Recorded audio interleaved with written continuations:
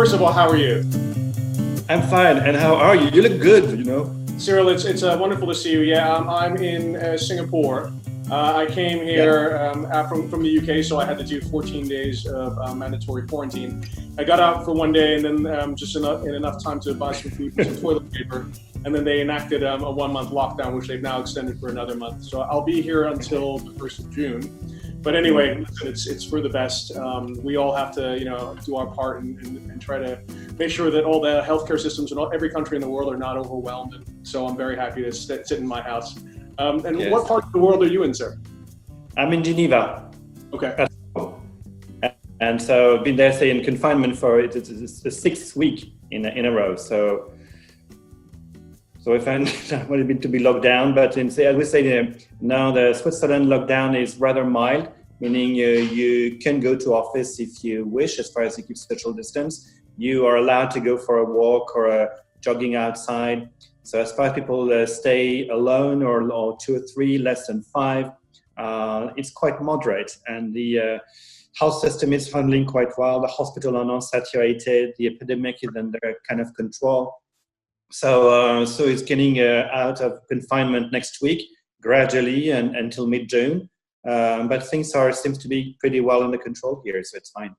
I'm very glad to hear that. And there's beautiful spring, so because there are no cars, no pollution, so you have blue skies. It's a kind of unknown periods. It's quite charming in certain ways without dismissing what's going on. But I think today is Earth Day, and they were showing on CNN all the sort of wild animals are now kind of roaming all over. There's bears are walking through the woods. There's actually lions lying in the street. So. In Paris, there were some photos with deers in the streets or kind of wild birds coming and taking back ownership of the city. It's a very, very strange period. Incredible. I think about it, and I guess 2 of the watches that we'll be discussing today were actually born in the 30s, the Asymmetric and the Pasha.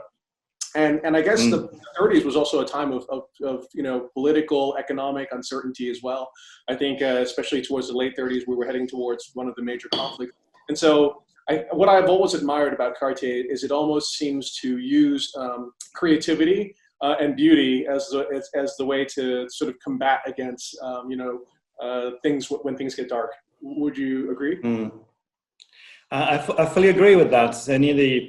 Cartier has been existing as a brand since 1847, and so has gone through many turbulences, we say, whether there were wars or economic depressions, periods of ups and downs, but have continued to have a continuous style. And that's where also now with the Cartier collection and tradition with the jewelry or watches, they are usually used by museums when they want to show the continuity of style in the 20th century, because Cartier never stopped. And try to continuously use this either encounters or surprise or good times or bad times to develop creativity and style, and in many different ways. So what has come out of that in some ways kind of truly timeless designs. So at some point, it doesn't mean that they age well. They don't age at all. When you take Asymmetric, you can say it was made in the 1930s. You could have made in earlier or later. It doesn't really matter. When we show the customers the Justin Clou, they said, when did you do that? Well, it was designed in 1969. And say, really? And for most watches or jewelry, you just cannot date them. And that's a part of this kind of a characterized Cartier style, is to be truly out of time. So it's always contemporary in some ways, always relevant to modern times. And the Asymmetric is as beautiful today as it was 80 years ago. So it's wonderful. Amazing. Let's start with the Asymmetric. This is from the perspective of collectors around the world. I think there was a collective gasp of happiness when they realized that this watch was being reproduced. Launched in 1936, initially with the name the Parallelogram, but then became known as the Asymmetric. It was a watch that was created with a case that was sort of skewed in one way, so that and worn in a certain sort of orientation, so it was easy to read when you were driving, for example. Yes. But then it became really a style icon. You've relaunched it this year in both a skeletonized format and in a format that is quite similar to the original, but in slightly larger sizes. Tell us when you felt it was really time to bring back the Asymmetric. So as you know, in the recent kind of a repositioning of the Cartier brand, there have been many things, and say, let's first celebrate our icons, but also let's celebrate the beauty of style wherever it comes from. And for that, having a strong respect for what has been done in the past, but also how to make some modern version as well. And so there was the tank cintré, which came back, and the tonneau. And so it was, yes. And these are all-time classic. And I say it was time to bring another one, which is the Asymmetric. So it comes part of this family. There was also, some questions a few years ago. Say, there was a notion called Cartier privé with all the beautiful shapes that had been done, because Cartier was known to be the horlogerie of la forme, horlogerie of shapes, not only of round watches, with known for the movement inside, but really beautiful shape design. So after the Cintré and Tonneau, we thought it was the right time to bring the Asymmetric, and seeing how welcome it is, we know it was right. Absolutely fantastic. So gentlemen and ladies, if you're reading this or watching this, please take note that of the different metals that are being created. They're only being made in yellow gold, red gold, and in platinum in 100 pieces each. So I would suggest that if you are interested, I'm quite certain that they will go quickly. So please express your interest to your local Cartier representative. Oh yes, they will go very, very fast, because the other ones we had, the Cintré and Tonneau, have gone very quickly. Wonderful. Well, part of the language of the Asymmetric, I think, are these beautiful Arabic numerals, which, is a nice contrast also from the Roman numerals that we normally associate with the maison. And there's such a beautiful use of this. This is a very beautiful yellow version of the 100-piece limited edition. But the skeletonized version also using an in-house movement with this beautiful architecture where the 12 is in some ways framing the barrel, and the 6 in some ways framing the balance wheel, is also an absolutely stunning watch, and a great merger between the historic iconography and the modern world of Cartier. I fully agree. And when it came to a complication movement, I also thought that what characterizes Cartier is that technique should support the design. It should be embracing it. It should be part of it, so that when we see even the skeleton movement, it's a piece of art by itself. And it comes, in this case, in the Asymmetric in a very natural way. So that's one part of it, to see how, for us, technicality is only a support to a design. Of course, there are some watchmakers who were born in watchmaking and movement, and are really, really inventing many things in the beauty of movement. But we think what characterizes Cartier is both beautiful movement comes in beautiful cases, and the result of the two should be in a hybrid form that should be even nicer. That's one part. The second part is how to respect the past without being in some way prisoner of the past. So that's why when we come to a reedition, there's a lot of humility and say, when a shape is beautiful and perfect, what can you do with it? But the first part is say, can you make a reedition that would be as beautiful, but adapted to kind of modern perception of what is the perfect shape today? People used to wear watches that were smaller. And there was some piece of the tank Asymmetric in the past, or Santos where it was much, much smaller on the wrist. And now it's perfect for a female size watch. But men now wear something a little bigger. So there was a need to make it slightly bigger, but respecting the same proportion. Then with the skeleton movement that were not existing at that time, how can we use that? So how can we use that shape today to make something absolutely new that would be absolutely respectful of this past? We have again in art, we tend to value the originality of creation. But the history of art has been a constant reinvention of past pieces, whether in paintings or in music. So in paintings, there are the beautiful Picasso series when he reinterpreted Velázquez Las Meninas, or on the Déjeuner sur l'herbe of Manet. There have been beautiful reinterpretation of Bach from Liszt, and there have been beautiful interpretation of Liszt from Paganini, and there have been interpretation of Liszt by Horowitz, and each of them take the piece as it is, reinterpret in depth, and add something. And so you have this kind of a dual signature when you have the Hungarian Rhapsody by Liszt, Horowitz version, or when you have a Prelude from Bach on the Liszt version for piano, because you need to have in mind that when Bach created, piano didn't exist. So it has to be transcripted for what looks so natural now. So when our own designers look at that in the past, they say how to have respect for the origin of the creation, to look at this beautiful as it is and as it was, but how to reinterpret in a modern way that is absolutely respectful, but absolutely new as well. Or it's a kind of, when you have a jazz classic, when you say summertime, it's very difficult to make the 150th interpretation of summertime that would look nice and not look than anyone else. And that's the part of it. It needs a lot of creativity to do that.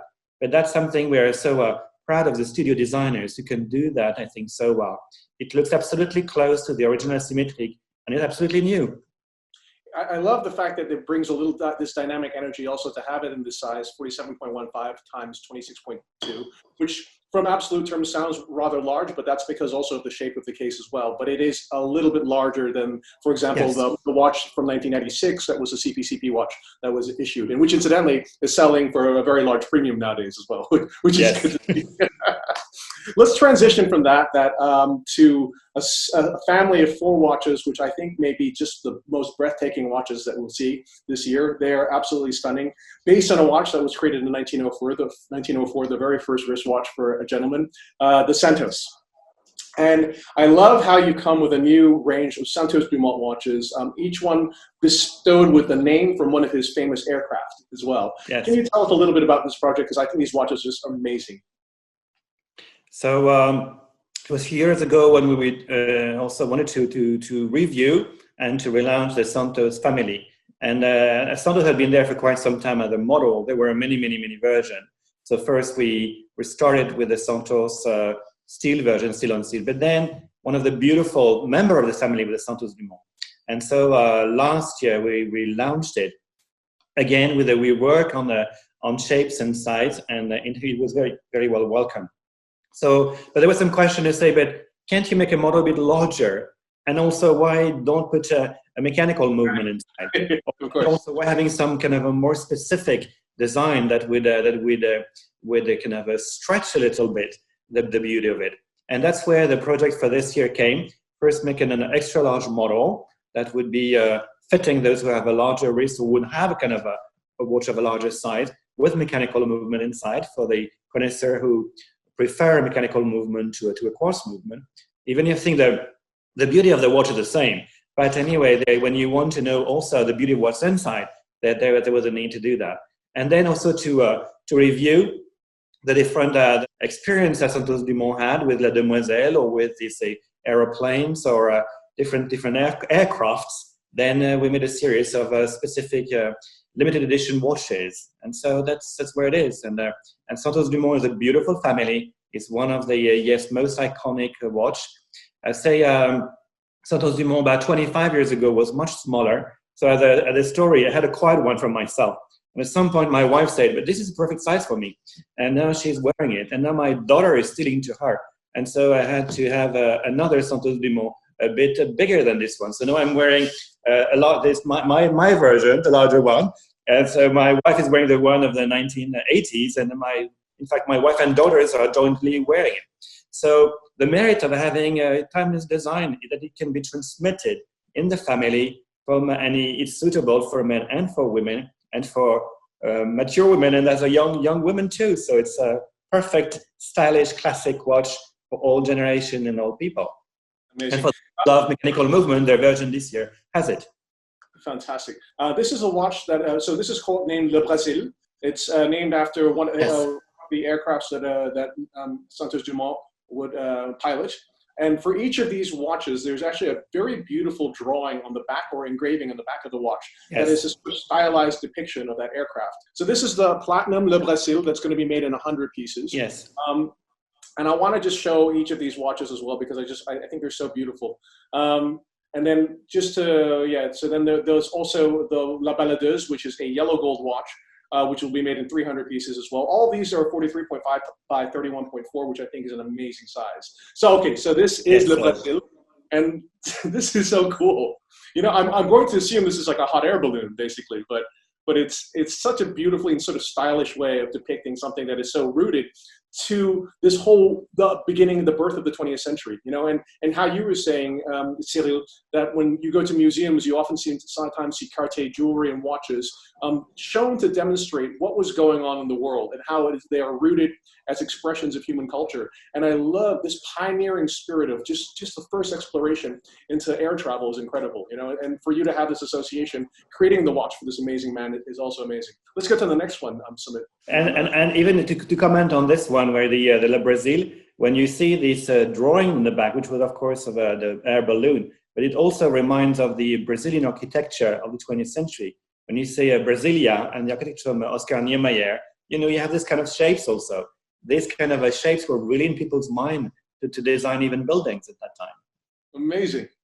That's incredible. And there's so much synergy across all these different platforms in terms of air. Well, and 2 years ago, there was in London an exhibition in the Museum of Design, which had been curated by Sir Norman Foster, called the Cartier in Motion, about Santos. And he had made this parallel also with the Santos dial and the map of Paris, and how the architecture of Haussmann, who has created some very architectural and geometric shapes inside Paris, in fact, comes back also a source of inspiration for the Santos dial. That's incredible. Architecture and watch stylists in some way come to mutual inspirations. That's amazing. That is amazing. Okay, so we've seen La Balladeuse. I want to show, yes, okay. And this is, of course, like a form of a Zeppelin from what I can see. Another, yes. sort of that's also, I just love the sort of minimalist way in which you've rendered these, all paying such interesting attention to sort of these geometric forms. It's really stunning. And then let's show, if you don't mind, the bimetallic one, which is number 14 or 14 bis. And this will be made in 500 pieces with a steel and gold bezel, but also a really cool watch. And all of these, again, are 43.5 by 31.4. I say this also because there's a fourth piece that's slightly larger and is also a watch that's captured my heart. But okay, so this is incredible too. I love this. It looks so modern. So modern. It's incredible, So at the same time, it looks like a toy, but if you think it's a building, it will be absolutely stunning and modern. Okay, so this is for 14 bis, which is also a stunning watch. Guys, also remember that all these have the Cartier in-house 430 MC manual wine movement. We have to transition to, I think, the watch that has already captured so many people's hearts. And now let's go, if you don't mind, to La Demoiselle, which is absolutely ravishing. I mean, this is the watch that I think people will actually be fighting each other to own. It is a platinum case watch in 46.6 by 33.9. It is also with the 4030 MC manual wine movement, but it has a very, very special sort of pattern on the dial, which is inspired by the Panama hat that Santos Dumont used to wear. Is that correct? Yes, absolutely correct. That's amazing. So stylish. It's so cool. And I love this use of this combination of ivory and burgundy as well, which I know is one of your signatures, but somehow it makes it simultaneously, it's such a cool dynamic tension between kind of classicism and vintageness, but it's so modern at the same time.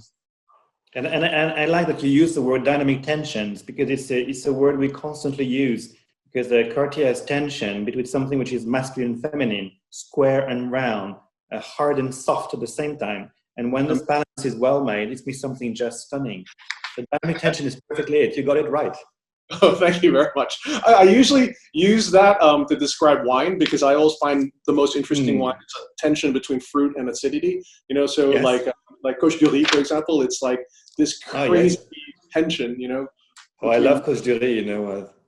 The morceau from Coche du Riz, or it's Raché en Seigneur, or Bâtard Montrachet from Coche du Riz. I can die for. I feel so even in confinement you can enjoy, so that's great. Excellent. There is also the beautiful Demoiselle comes on a second strap as well, which is okay. So let's take a look at the aircraft that's engraved into the back of the Demoiselle. That is amazing, absolutely cool. And then you've got the image of the watch on there. There's a beautiful woven strap that it's also inspired by the Panama hat as well. Yes. It's absolutely incredible. Aha. Yes. I love that. That's so chic.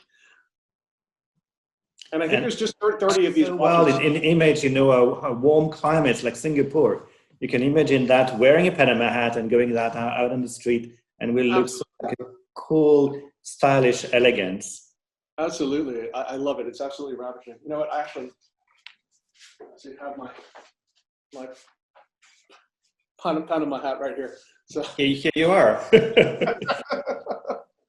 Okay, so let's go from there to Okay. I think we need to also talk about this really cool watch because, as you were saying, that you are not prisoners of the past, and you always try to take your icons and give them sort of the entertaining connection to the modern world. And I love this Santos de Cartier watch. Well, it comes on the strap, but also on this incredible iconic Santos bracelet, but that's done in a black ADLC version as well as a steel version as well. And I love this because, and at one point, it's very surprising because it's a Cartier Santos, which is a very elegant watch, but then it's got this kind of like dark and sort of slightly sinister sexiness to it as well. Yeah. Tell us a little bit about that, Cyrille. Yeah. No, as we said, it's the same thing. So being, respectful of the past, and this is when you see it, there is no doubt it's a Santos, but at the same time, this kind of a black matte coolness, kind of a modernity, and also a kind of a sharpness as well. So when you say about dynamic tension, you imagine, well, the Santos in steel or the Santos Dumont is a little more elegant, but this one has a kind of a sporty look, but a sporty night type, and a very, very, very sharp in this case. But it has roundness as well, so it's not too aggressive. It's sharp and not aggressive. That's amazing. And I just realized, so that actually it's a rubber strap that emulates the links of the famous Santos bracelet, with even to have the screws as well. I think that's amazing. So, okay, that's really cool. I love that. And then let's go from there to another watch that is probably one of the most famous watches of all time, which is the famous Cartier Pasha. Created for, as the story goes, for the Pasha of Marrakech. It's sometime in the 30s. 1933 has been the date that's been given to me. He was a gentleman that liked to have a fun, kind of sporty life, so he wanted a watch that was water resistant. And then it was a watch that was kind of revived in the 80s, 1985, by Cartier, with a little bit of help from one of the world's most famous watch designers, Gerald Genta, as well. And you have brought this beautiful watch back as well. Please tell us about why you decided to bring back the Pasha. So as I said earlier, we have been for the past 4 years systematically revisiting all the beautiful shape, and it was also there was many questions. So when is the Pasha coming? And they say, be patient. We bring them one at a time, and they start to revisit our icons and to be incredibly privileged to have so many beautiful shapes and iconic shapes in there. It came from a view on the market that in some way the market had gone to an inflation of novelties, every single brand bringing something new every year.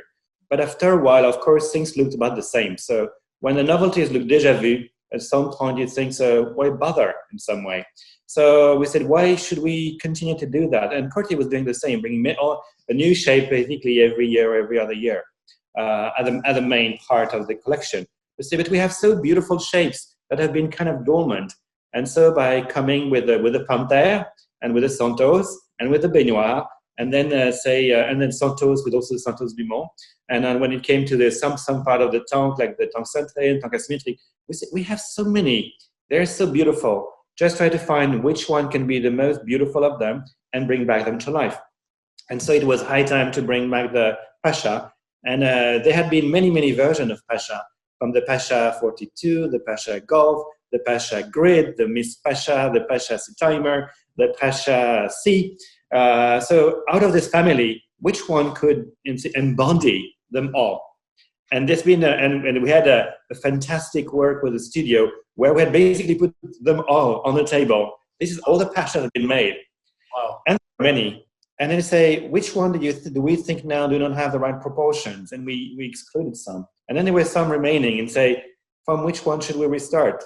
And then a consensus came on this one, which can be added on the 41 or 35 millimeters, but basically something coming close to the old Pasha 42, very pure and simple, with the Arabic numeral, the special crown, with the kind of the round and the square, and this tension by itself. And that's it. And when we have shown it, people say, this is the Pasha, for sure.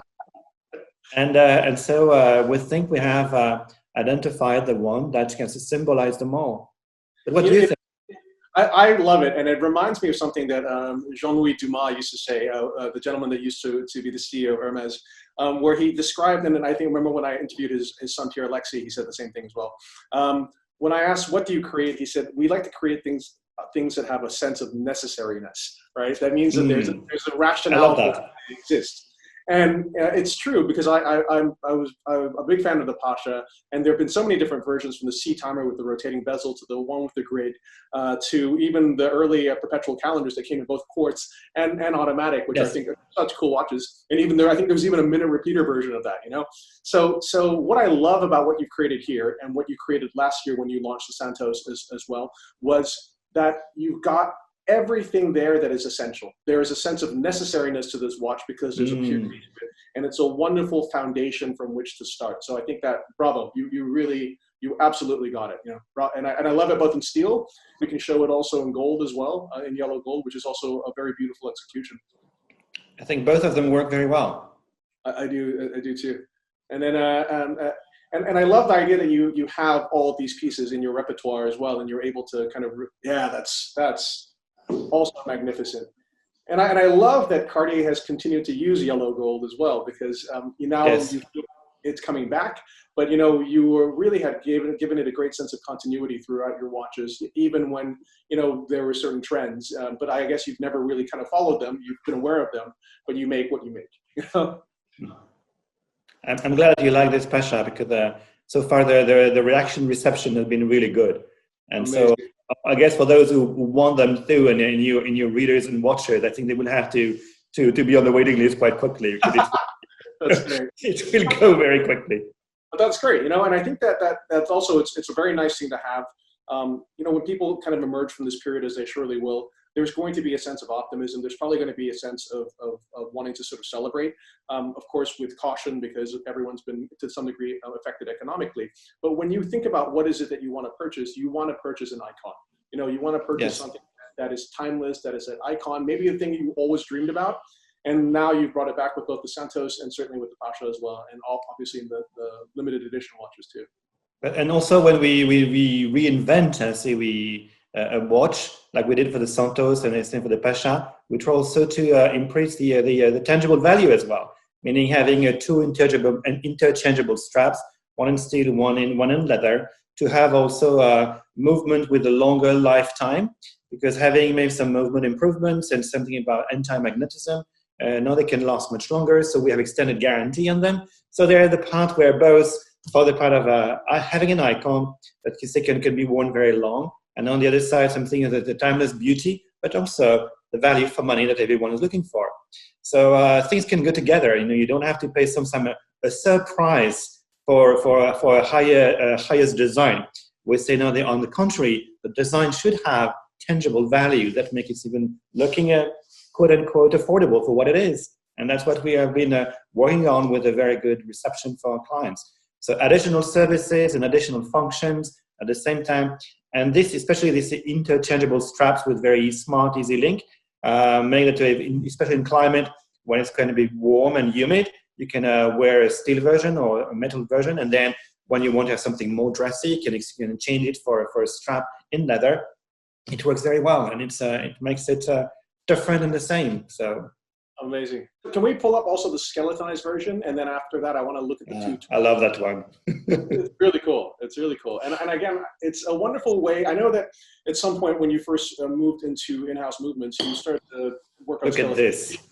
Oof. But, and again, the dynamic tension, as you were talking about, between the square and the round, with this chapter ring, which is also part of the base plate of the watch, basically, is so cool. It's really great. The skeleton type of movement works super well on the tank asymmetric, but it takes a kind of a different image in there, because here it's more using the round and square, so it makes even more Pasha. So it's so much of a graphic and architecture here. It's amazing, by removing sort of the dial and removing so much material and creating this transparency, you're almost left with just really just the most essential. Yes. Yeah, it's so cool. I love it. And then can we take a look at one of the tourbillon versions, maybe the fully gem set one? And of course, if you would wish to be even more celebratory, you could also have the Pasha with this incredible iconography, also in a flying tourbillon form as well. And again, really with a wonderful integration of technique to complement also the aesthetics. Wow, that's great. That's awesome. That's super cool. And then, Cyrille, can we also talk about the smaller size version, the 35 as well? Yes. And so there was we had a question on whether when we go for the different sizes, whether we should come to only one original design in different sizes or different design. And eventually we came to the same design. We say it's the same shape of Pasha that will be then in declination with different sizes. Then will in fact make the emphasis on the kind of a roundness, some more femininity. When it comes to just bigger size, you would see more the square and masculine part. So that's where the part where the dynamic tension in fact expresses very well by having basically the same design that when it comes to the smaller version looks softer in some way. And then when we put some diamonds on it, it works super well as well. So the something round, even rounder, even different for design for the smaller size, but we ended up with just one. And the version that we have with diamond is one with a certi vibrant, so that when you move your wrist, you can have a shivers. It's just so poetic and so beautiful. That's cool. That's great. It's really nice. I don't know if you have seen some certi vibrant and other watches, but this one on the dial, it just follows you. So it kind of it's very mysterious and it's very poetic. How extraordinary. I forget that, yes, exactly. I think the last time I saw watches using this technique where the diamonds kind of shiver was from one of your watches as well, which actually brings us really nicely into métier d'art, 2 round watches, ronde watches, one with in 36 mm in filigree enamel with a panther motif. And maybe we'll start with that in both in 30-piece limited editions. But important for you also, you know, I think it's so important to keep these wonderful métiers, these incredibly human arts alive. And I know that you've been one of the greatest champions of it. Please explain to me why it's important to you. Well, it's important in several aspects. First, as you say, when you say Cartier is seeing beauty wherever it may be, and when you have this very small things of a watch dial, or of course when it comes to jewelry. So what can we include in there? So and there are beautiful know-hows and métier that can fit very well, whether it's marqueterie with a straw or with wood or with stones, or then champ levé, cloisonné, animal, and many things combined together can make so beautiful shapes and design. So that by exploring that, it's kind of exploring the creativity in the constraint of having a very small dial. And the second part is when you want to transmit the know-how on this métier d'art, on this artisan, then if you constantly bring something, then you help them to continue their work, to transmit to the new generation, and to have them stay alive. Because otherwise there is a risk, of course, with a modern industrialized time, that the beautiful know-how and savoir-faire of many artisans might disappear. So it's both a question of preservation, transmission, and exploration at the same time. And so far with what has been done in the Cartier d'Art for the past 20 years, there have been some beautiful pieces in many different knowledge and many different savoir-faire in there. Yes, the 42 mm straw and gold marqueterie watch, because I think you referred earlier to marqueterie. And again, yes. Absolutely ravishing. And just the way in which it's executed, the graphics, the artistry of it, even the pose of the head is just so dynamic. It's so wonderful. That's great. So, Cyrille, you are a maison that's very famous for watches, but also very famous for bracelets as well, as we discussed in 1969, which is the year of my birth. You created Juste un Clou. But now you have a watch that is in some ways kind of a bracelet and a watch, the maison. Yes. Please tell us a little about the inspiration behind this. Well, in this case, the creative brief, for we say, can we have something where we start from equally from the watch and from the maillot and the links. Usually, you tend to start the watch by the case, by the bezel, how it looks, and then you can try to find out what kind of bracelet can fit with it. In this case, can we make the entire design in one, and something that would have some inspiration coming from the Panther link, but something twisted and different, and again having the dynamic tension. So the part where there's a design, both in a bracelet, and then the case would, in some way, mingle or kind of become integrated in this design of the link. And that's the result came in there. And when you talk about dynamic tension, it's there. It's kind of bold. It's at the same time, it's soft. When you wear it, it's so soft and pleasant. And it has this both femininity. It has a very highly jewelry touch, so it's a bijou, and at the same time, it's really a watch. So that's why it makes it also different from anything we have made so far and what you can see generally outside, because it's an integrated bracelet and watch all in one.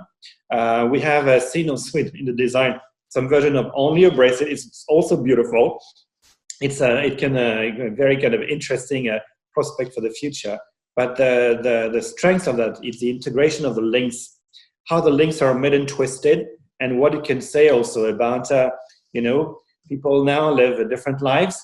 They can have their own sense of normality, and especially in a period where we are now in confinement, where it changes our values, whether what we used to do to say when you care for people, you go and greet them. Now, if you want to have a respect for people who may be fragile, the signs of gratitude or things not to go and not see them, but just send some digital messages. So we had made for this Watches and Wonder, the theme of unexpected encounters. And I say at a period where we cannot encounter anyone, unexpected encounters only through digital is something that has very, very strong resonance. So this watch in some way showing that you can move from one shape to another, from one place to another. It's a kind of a transitional watch from something you don't expect.